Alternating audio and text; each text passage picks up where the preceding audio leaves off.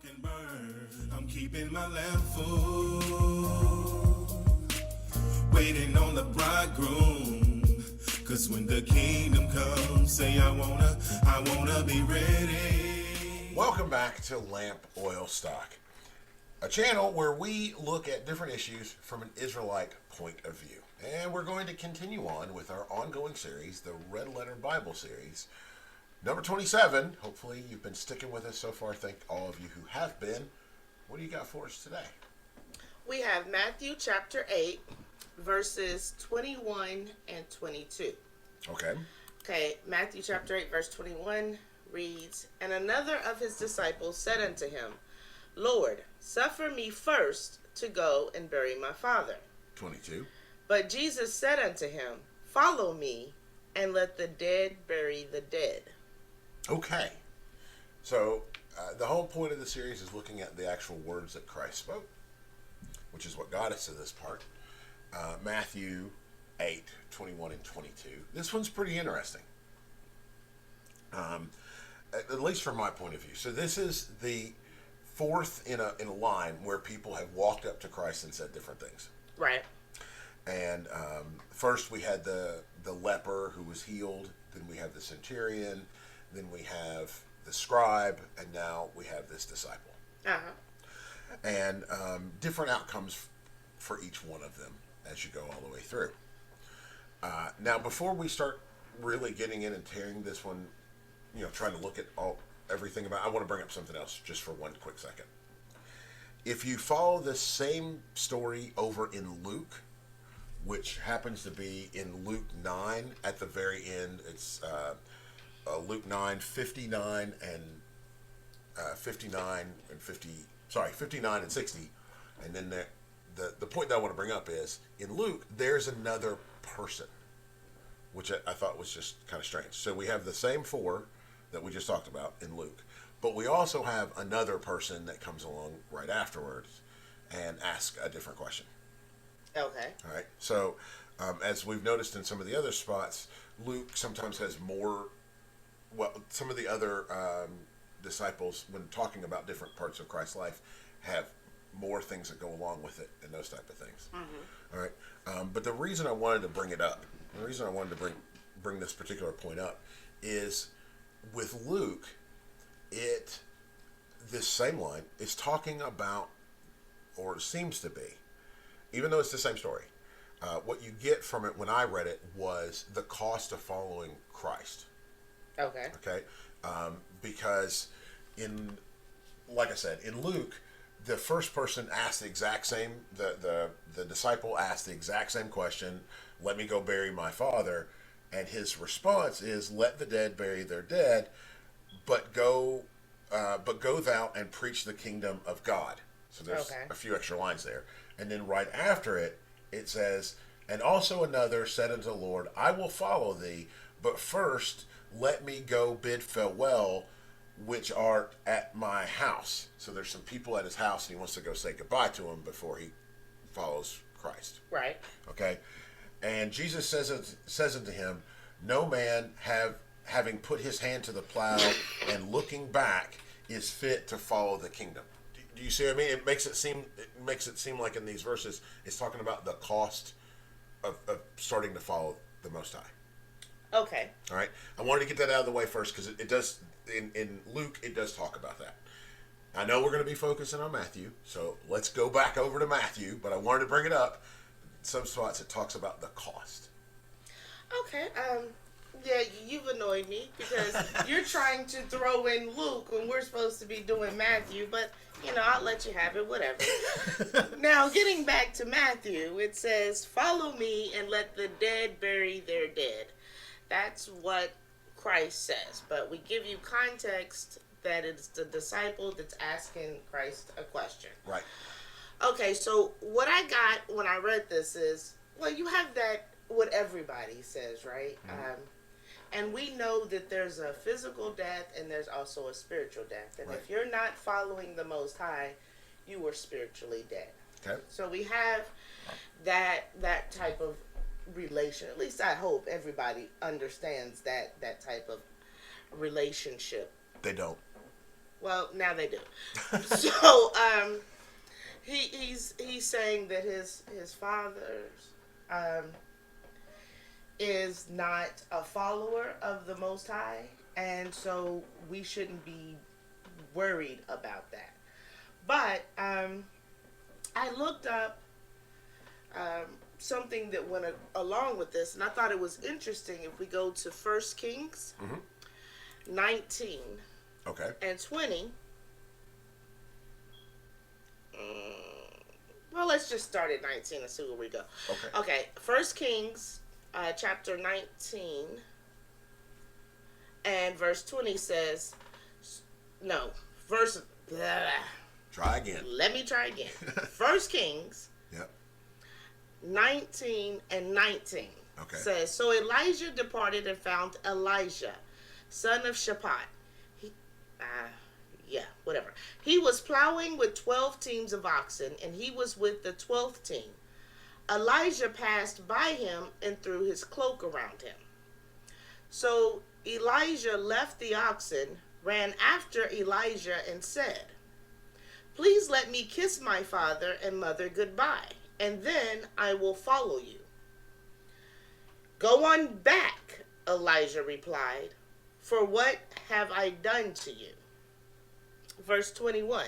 So Elijah turned back from him, took his pair of oxen, and slaughtered them. With the oxen's equipment, he cooked the meat and gave it to the people, and they ate. Then he set out to follow and serve Elijah.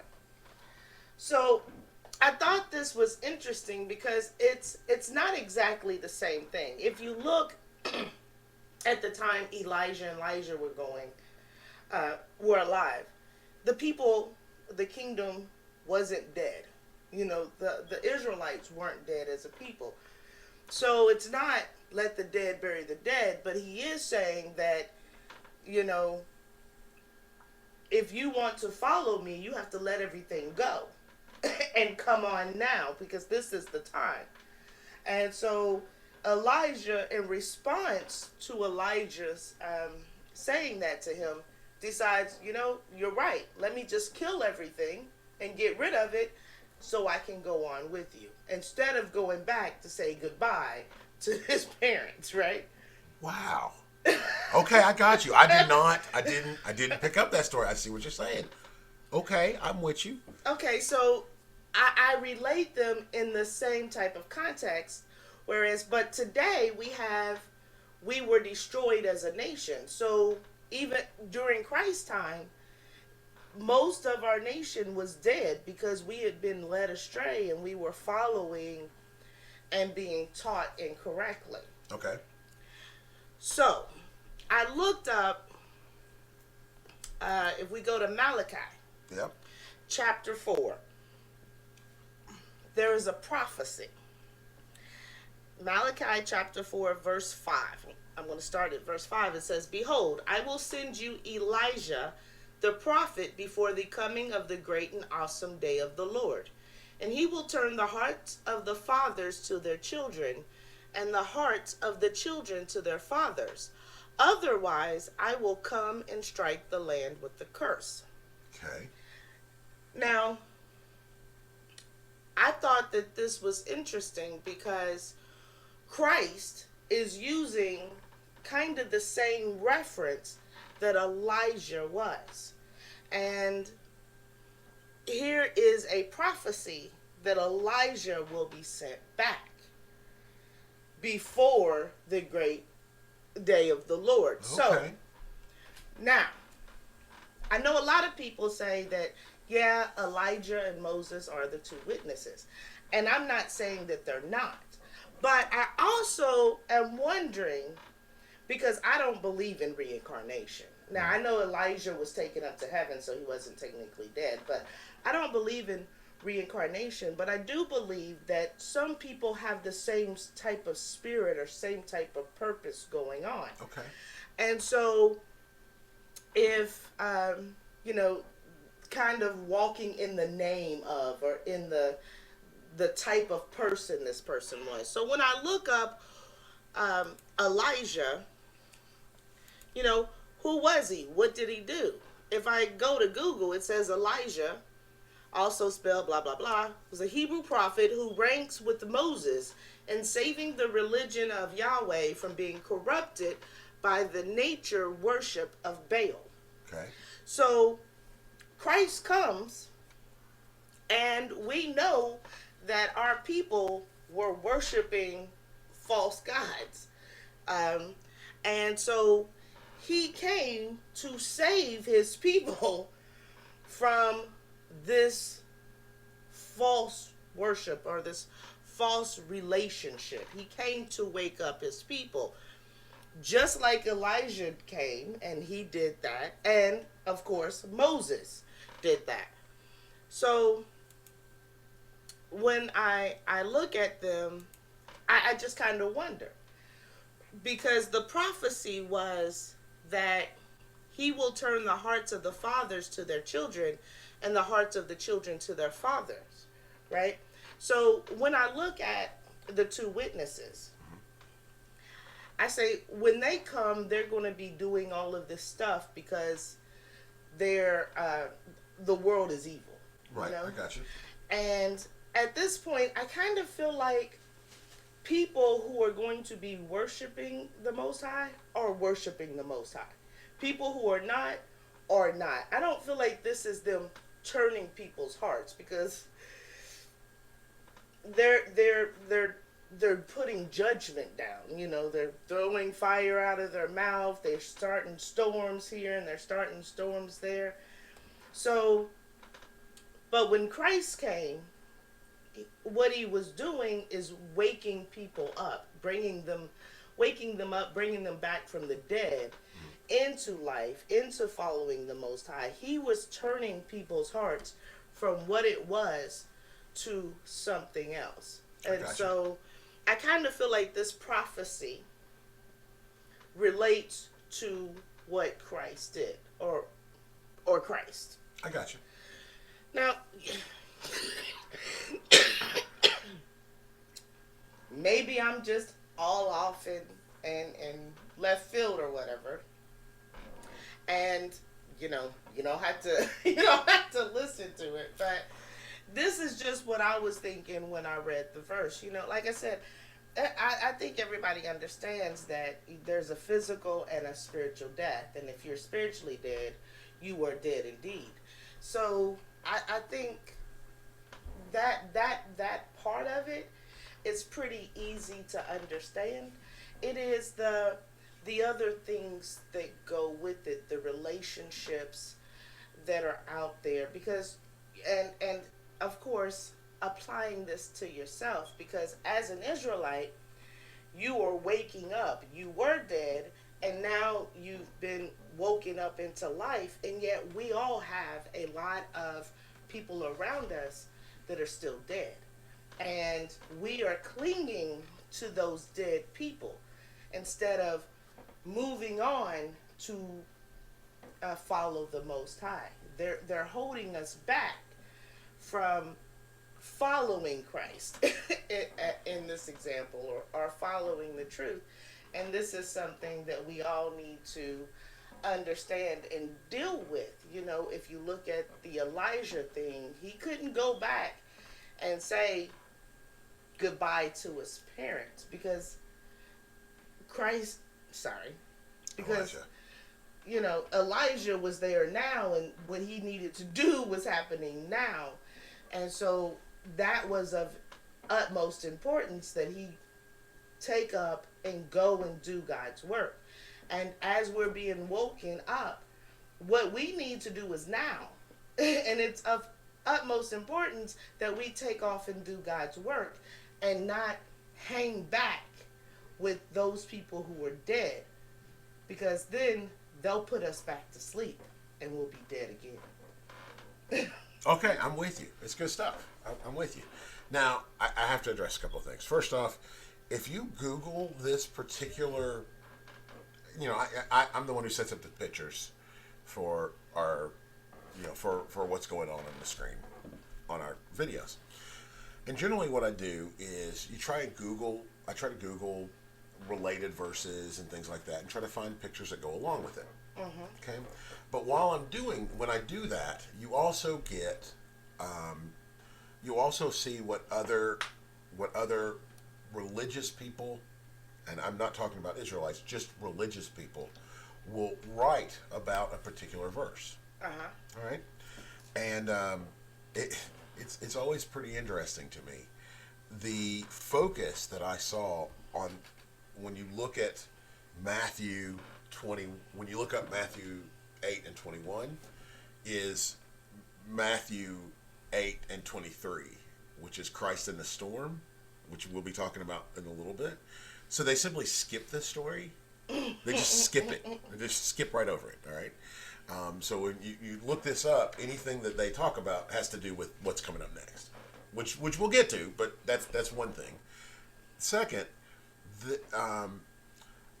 so many people don't grasp actually what you just said about the dead. When we say the dead, we're talking about people who are not following the Most High. Okay? Right. That's what's going on there.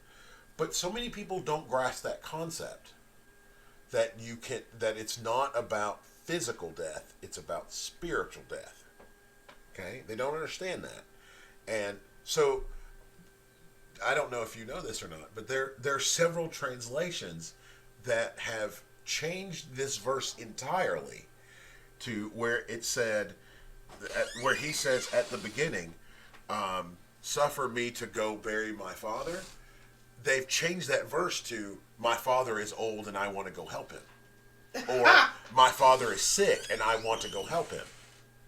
And you're like, but his response is, let the dead bury the dead. What are we talking? What? It's insanity. I just don't understand it. I really don't know why they do that. But it's because they don't want to they don't want to read the Bible and accept actually what it is talking about, that there are two forms, physical and spiritual. And in this verse, we have the disciple, the person who brings it to him, talking about the physical, and then Christ responding with the spiritual. Okay, I mean, just exactly what you're talking about. Now, this whole thing, when I was looking it up, of course, it reminds me of Genesis 3, 1 through 4. Okay. Right? Which is in the Garden of Eden, right? Right after the apple incident, right? Or right during the apple incident. And Satan says, let me give you the actual line here, which is Genesis 3 and 4, okay? 3, but of the fruit of the tree which is in the midst of the garden, God hath said, ye shall not eat of it, neither ye shall touch it, lest ye die. And the serpent say unto the woman, ye shall not surely die. Okay? And these two verses are the opposite. The first one, the Most High, is talking about spiritual death. Mm-hmm. And Satan is responding with physical death. Okay? Just wanted to bring that particular verse up. It's important to me that, I want to get out this point. When you look at how a lot of places talk about this verse, they talk about the cost of following Christ. That it's going to cost you and individually a lot to follow Christ, which is true. Don't get me wrong, it's absolutely true. But then they just ignore that next part where it says his father was dead. All right, well, that's important. That's important to realize that if you're not following Christ, if you're not following after the Most High, you're dead, regardless as to what your body is doing. Right. Spiritually, you're dead. And, I really wanted to bring that point up because so many people just skip it. They just skip it and they're like, oh, see, look at the cost that this guy's going to have to pay to follow Christ. Yeah, that's important, but realize his parents were spiritually dead. Now, that's an important point to bring up here. Spiritually and physically. Yeah, this is true. But, that's an important point to bring up there. All right, so thank you guys so very much for taking the time out to travel through the Bible with us. Hopefully, this has sparked you to pull out your Bible, see what you find as you read over these verses, and like my wife said, hey, apply them to yourself. How do they look at you and what your walk and your relationship with the Most High, how it illuminates that. Thank you all so very much for, like I said, taking the time out to listen to us. Do you have anything else? Kwame Yasharala. Bye.